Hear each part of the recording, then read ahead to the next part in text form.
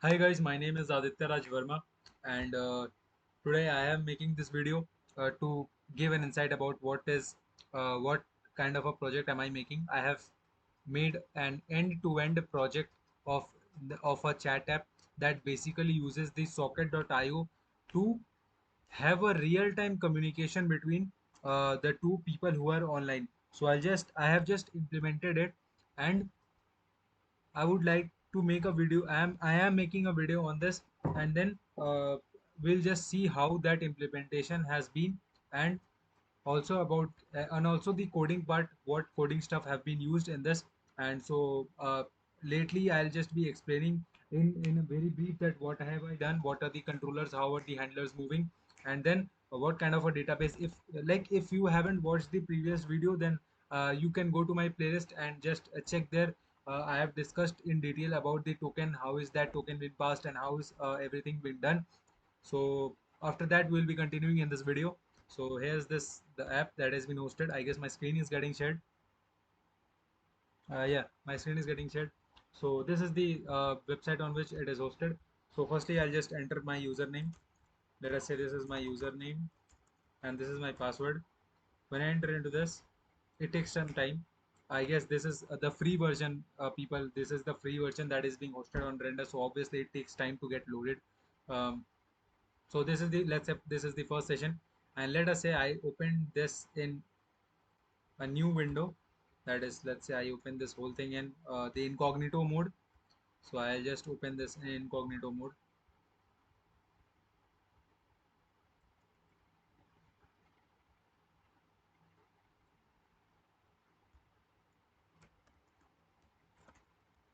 Let us say I'm giving a different password. So what does it say? It says that invalid credentials, right? The data, the credentials that are all that are being present over here, that are given over here, does not match the credentials which are already present in the database. So I'll just now put a correct thing over here, and then it gets logged in, right? So real time communication has been made. See over here, this guy Vikas, right? This guy is online, so it is shown with a green dot, and this guy over here, this Shreya, this is shown with a green dot. When I'll be showing you my VS Code implementation, how have I done it? I'll just show to you guys that what have I done to render this green component, right? So let us say I'm just texting Shreya, right? So these are the chats, these are the conversations that has been done earlier. So let us open this. So you can see that this thing, this GEOO, this GEOO is getting rendered from this side, right? Let us say now I put a message, hi, how are you, right? When I press enter, it goes and with a message. If you are able, I do not know if you are able to hear this or not, but there is a slight iOS notification that goes on. Let's do it one more time. So you can see over here that hi there, how are you? It's rendered from the send side to the how hi there, how are you to the receiver side, right? Now I'll just be making let's say one more text from this side. I say something like this. Let's meet. Hi, how are you? Hi Shreya. Hi Shao are you? Right? Hi Shao. So this one gets let us say okay, let's Shreya is texting, I'm sorry, Mahi is texting Shreya, so it gets repeated over here, right? But let us say I copy this message, and Shreya and Mahi is logged in with here, right? And Mahi texts Shaw, right? So when Mahi is trying to text Shaw, let us say hi Shaw, how are you, right? So when it goes here, it goes, but you don't see the message incoming over here. This is because this is logged with Shreya's account, right? Not with Shaw's account. When I log in with Shaw, then I can see the real-time communication, right? So now here what I am trying to implement is, let us say that Shaw has been texted, right? This is logged in with Mahi, right? Mahi has texted Shaw, right? So in this case, what should happen is I should set something over here that the message has been set. or message has been delivered, and there should be something like, let's say, one present over here, or two present over here, three present over here, that three messages are left to be seen, right? I can implement something as such in the near future, and I am trying to implement anything as such in the near future. So I this is just the crux, people. As I said, that this is just the basics. Afterwards, I'll be implementing some more features. Let us say, in this case, let us say when I am searching something, and then when I am pressing enter, and then, or let's say I am pressing the search button, then and only then it goes into that chat, right? In the later phases, let us say I just write something over here. Let's say I just m when I press m when I press just m, then the actual people are being fetched over here, right? Then the actual people are being fetched over here. So I'll do this in functionality, I'll implement this functionality in the later phases. This is just the basic application, so I just thought of making a video, and then to demonstrate it on the social media. So I guess people, you have seen this. Now now it's time to show you the code base, right? I'll just log it out of here. So this gets logged out. I'll just log out of here. This gets logged out. So you see, people, this is like, this is so good, right? So this is the thing which I have implemented, and I guess my screen is still getting recorded. It's 7 minutes approx. So yeah, my screen is still getting recorded. So I'll just close this one.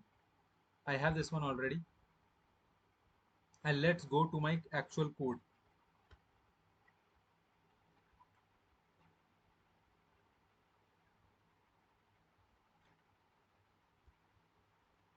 So this is the actual code, and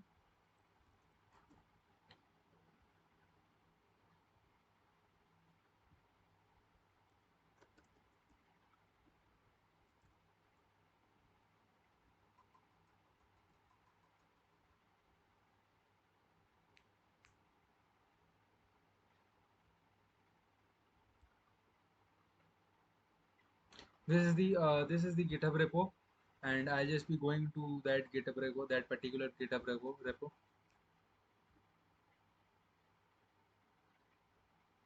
So I have this over here.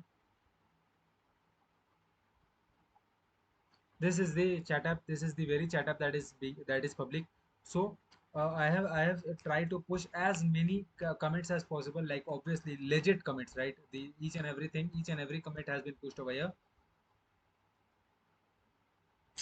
There, yeah, by mistake, GitHub desktop got installed. So I just need to uninstall it. Okay, I'll just be uninstalling it. So these are the different commits, right? You can see from the very first to the very end. First commit, all functionality, conversation modeling done, message sending, receiving done, context API functionality and login, send message functionality, socket connection from the URI, and lastly URL changed after hosting. So this is the thing. I'll just be linking it down some below in the description of my YouTube channel, or somewhere in the pinned comment section, or in the description. Like, if you guys want, then you can just have a look at it, or else you can just grab this. This is already public. See, this is already public, right? So you can just grab it using this URL. So yeah, that is the thing. So let's move on to the code base now. So this is my backend. This is my backend. So my everything, like the entry starts from here, right? I have made the Express app.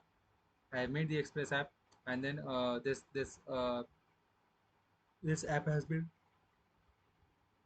commented out, just because I'm taking everything from the socket.io, right? Then I'm using the cookie parser, and each and everything has been explained, people. Each and everything has been explained in the previous video. So if you haven't watched it already, then please go back to the previous video and watch it, and then come back to this video, because I have actually talked about the backend, that how is the backend functioning, right, in that video, right? Now in this video, I'll just be explaining the above part, that what have I done extra, right? The extra part which I have done, I'll just be explaining to you guys in this video. So be with me. So this is the middleware thing, protected route. Each and everything has been explained, people, in the previous video. So this is the my project section. This is the front end section. This is the dist folder in which everything has been built. So this is node modules, and this is this source folder. So let's go on to the source folder. These are the assets, and this is the notification thing. So you So this is the actual audio that has been implemented.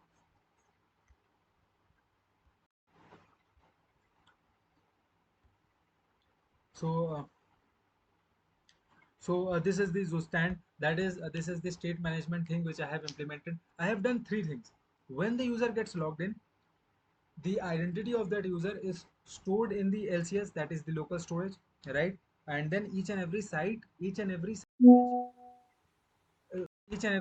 is public, each and every site which is private, right? Private site, private URL. That is, whenever you are logged in, only then and only then can you visit that URL, right? That thing has been managed by this LCS, and that is local storage, and this context API, right? So we all know the context of what is the use of context API, right? Like basically there is prop drilling. That is, like, just to give you an insight of what is this context API. What is prop drilling? We need to understand in the very first place. Prop drilling means there's a particular component which has different components inside it. That is its child components. So what React does is, whenever a whenever a particular component is changed, so it renders the whole component above it. So it renders the whole component above it, due to which the other children of that parent component, they also get rendered. So what why are so they are also getting rendered. And whenever there's a particular prop that is, let's say, needed by the sixth children, right? So we need to pass it from the very first to the to the very last. Supposing that the that thing that needs to be used by the sixth children is made up in the first parent, right? So it needs to be passed on and on and on. So why do we need to have this? So in that context, we use the use context, right? So this is the state management code, right? As I said, that in the login functionality, I have put the sign-in information inside the local storage and the use context. And then what is this Zustand used for? Zustand is used for state management. That is, whenever that conversation was selected, right? Whenever this conversation, let's say,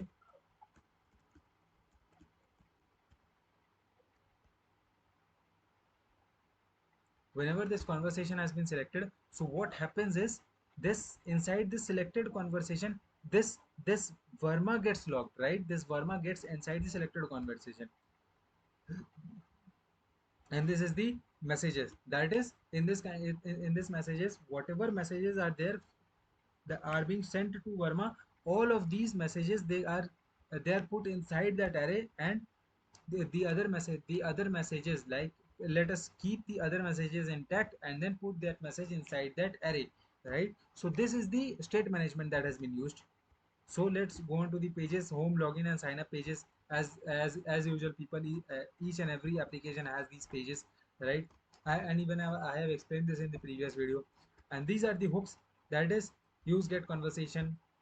So this is the use get conversation. That is, it is trying to fetch the API slash users, right? That means it is trying to get all the conversation except the conversation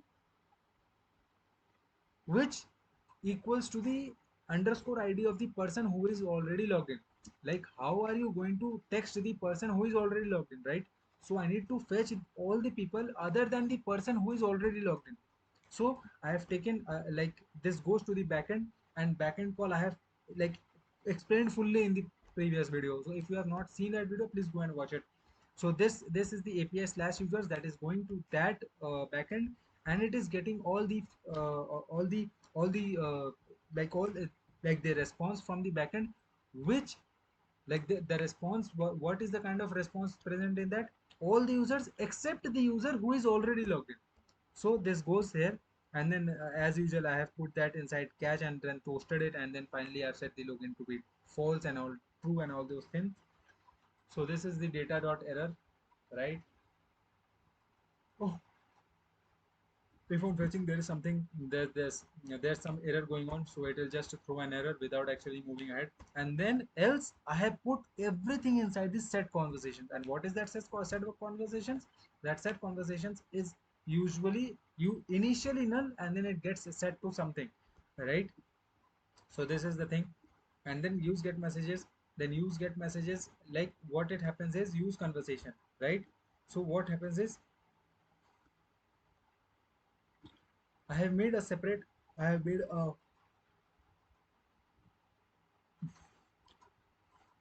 this is the use conversation, that is everything, every message that is getting inside it, right? Every message and the selected conversation that is present inside it, it needs to render everything, and then the function runs, and then this is the function that is being run, right? And then this function is getting exported, right? Then function, this function is getting exported, right?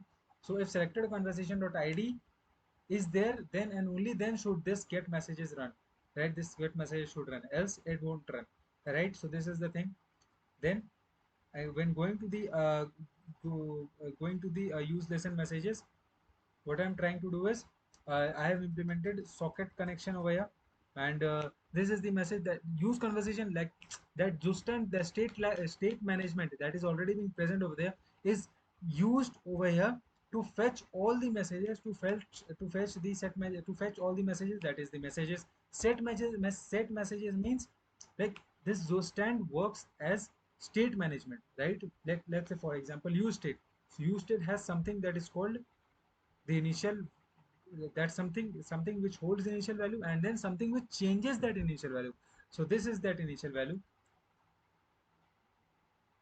So this messages is that initial value, and this set messages is like something which changes, right? So what does this syntax means? This syntax means that every other message which is already present there, keep it intact, and then insert the new message, right? So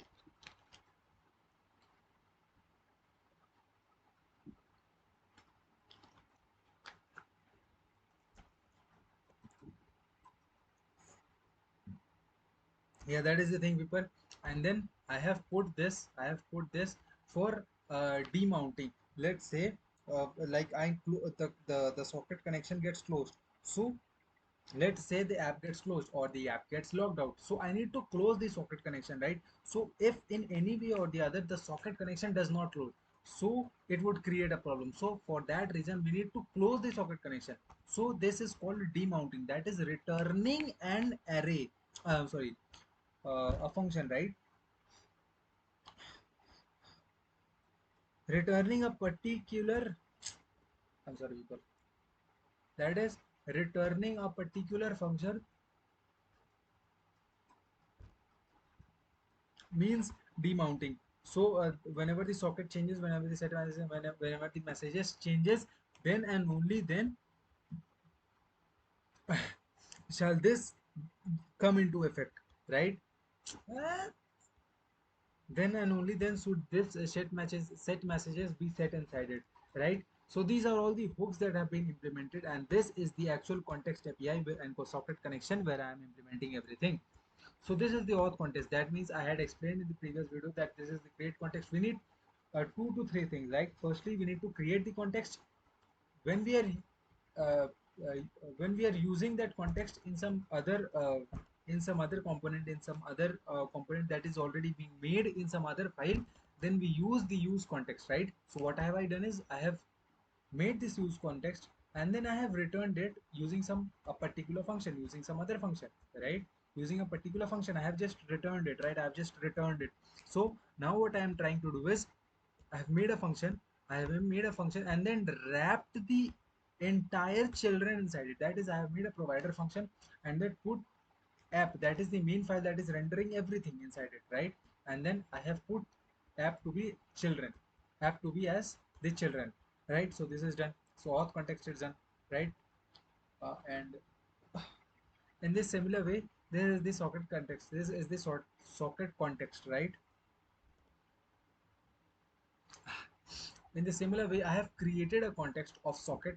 Then I have created a use context so that if anything that is present inside it can be used in some other component of some other file, right? And then over here, we are having that what are the things that we need to see: socket, online users, and auth user. So you can see people over here, see socket and online users. These are the things, a socket and online users, these are the things that need, these are the parameters that need to be passed so that they can be used after calling the use context hook, right? This is the use context hook that needs to be called from some other component. And There we can take out the socket and online users, right? So this has been done,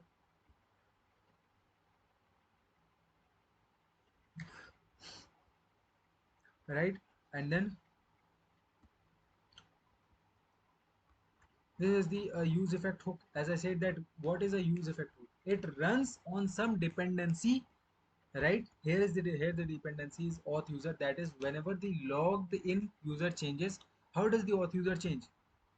By someone else logging in, right? So whenever there's a change in the auth user, then this whole function gets rendered. So whenever there's auth user, we'll check that if the person is logged in or not, else the socket closes. Like this is very, like this is very intuitive, right? Like there's a common, this is very common sense, that if the user is not logged in, just close the socket connection, and if the user is logged in, then put over here, put it over here, and then we get to we get to see the user, we get to see the user id, right? So we'll just make a socket connection out of this socket, right? We have imported this io from socket io client. By the way, people, if you do not know this, uh, let me open my package.json. So these are the dependencies and the dev dependencies that I've installed. Chat app, then this is the react data dom, react host for toastifying, react icons, react router dom, socket.io slash dash client, and then Zustan for state management. Fine. So these are the things. So this is the create context for creating the context. This is the use context for using it in some other component. And how are we going to use it? We have made a function, and we'll just be exporting the function. That's it. And see, we have exported this function. Now we are trying to wrap everything inside this. We are trying to wrap everything inside this socket context provider, right? So you see, socket context dot provider has everything. And what is this, children? What is this, children? This, children, is actually the app. If we go over here, see, oh my bad. If we go to the main.jsx file, which is actually rendering the app.jsx into the index.html. So see, and over here in this case, this app becomes the children, right? So this is the children, and then these things get run.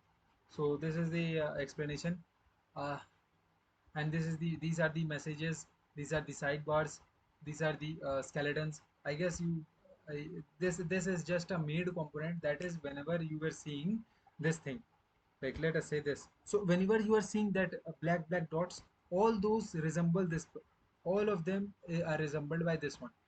So this is the thing. And how have I implemented it? Like, wait people, oh, I think I just closed it.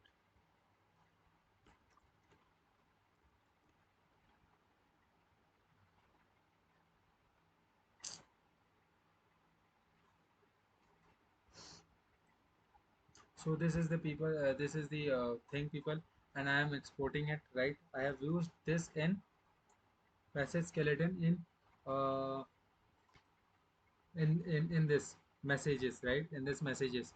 So see, message skeleton, and where is this message skeleton? Let us find this message skeleton, right? So message skeleton is present over here. That is, it would show me three, it would show me three entries, right? You see, it is, and it is showing me three entries, one, two, three. Like both of them, like the left one and right one, they count as one. So one, two, three entries, right? You see, one, two, three. So array three, oh, array three. So this is the thing, message skeleton, and then this is the ID that is being passed, and I'm checking that whether it is zero or not, and then I'm propagating a message that's sent to start a conversation. Like let's say in this one, but let's say in this one, I'm having some or the other text, right? Where is that? Let's say in this one. Let's say in this one, I'm having some or the other text. So the main crux, people, comes over here in this messages, right? In this messages. So here, what is happening is, let us say I go to this. So nothing is there.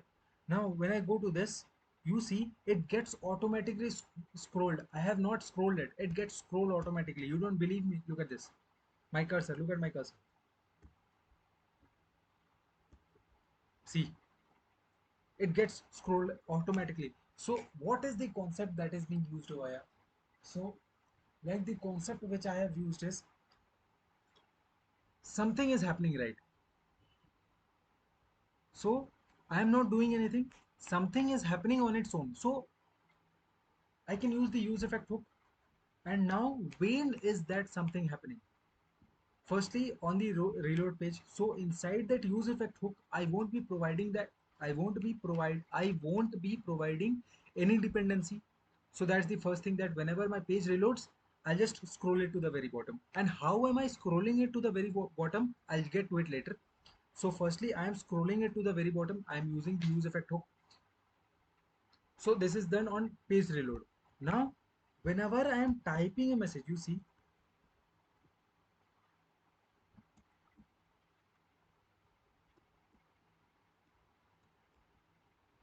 whenever I'm typing a message, it gets scrolled automatically. So what can we, what like conclusion can we draw from here? The conclusion that we can draw from here is that whenever the messages change, right, like that messages is an array, right?